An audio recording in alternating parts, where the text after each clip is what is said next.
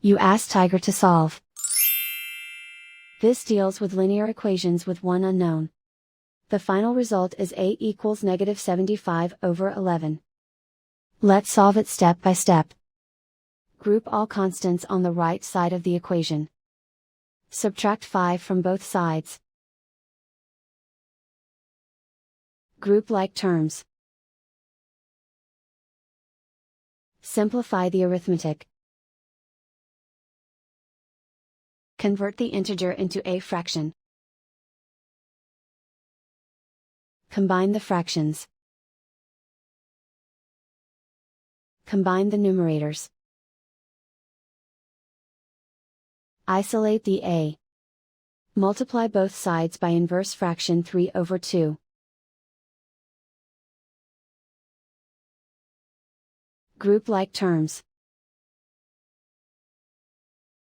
Multiply the coefficients. Simplify the fraction. Multiply the fractions. Simplify the arithmetic. And so the final result is a equals -75/11.